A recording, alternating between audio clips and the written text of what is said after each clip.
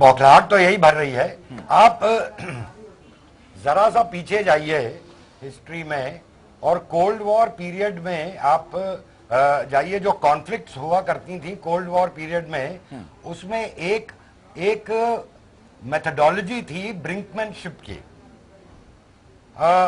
Brinkmanship जो थी उसमें आप अपनी मसल्स, दो बेलिजरेंट नेशंस, एक जो है वो अपनी मसल्स दिखाता था और वहां तक ले जाता था एक कैलकुलेटेड स्तर तक, और उससे उसको कुछ बेनिफिट्स मिला करते थे। और वो तो चाइना इस वक्त एग्जैक्टली ये ब्रिंकमैनशिप वाला खेल खेल रहा है। ये इसको आसान टर्म्स में अगर बोलें तो रूस्टर्स की फाइट जो होती थी, जैसे कॉक फाइट कहते हैं, कि वो दोनों ने आंख निकाल के खड़े हुए हैं, हु ब्लिंक्स फर्स्ट, उसका इंतजार। लड़ना ना चाइना चाहता है, और इस वक्त देखिए हम तो हमारी पॉलिसी भी नहीं रही है कि हम अग्रेसिव रहें। ये जो चाइना कह रहा है, जिसको चाइना अपनी टर्मिनोलॉजी में कहता है active defence. Now active defence is nothing but aggressive posturing, aggressive defence. तो ये जो वो कर रहा है, ये बस इसके दो तीन लक्ष्य हैं जी। एक तो ये चाह रहा है कि इस ब्रिंकमैनशिप से शायद उसको, जो कमजोर मुल्क है इस कड़ी में, वो शायद कहीं एक्सीड कर जाए और वो उसको कुछ रियल एस्टेट मिल जाए उसमें जी। और दूसरी चीज ये है कि जिनपिंग जो है वो अपने को आज की तारीख में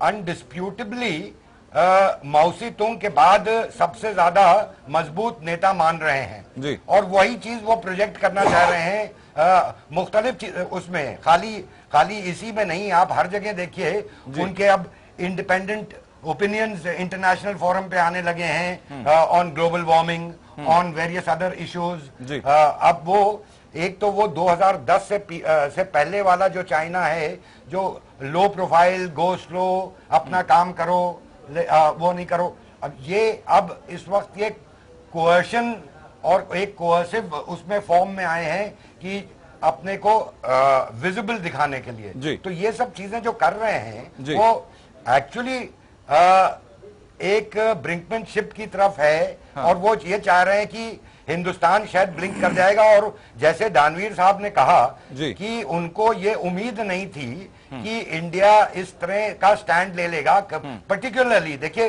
टाइमिंग्स देखिए, हमारे वहां वेस्ट बंगाल में इंटरनल प्रॉब्लम्स चल रहे हैं, बशीरात में जो प्रॉब्लम चल रहा है, हमारे वहां गोरखालैंड में एक इशू है, वो प्रॉब्लम चल रहा है।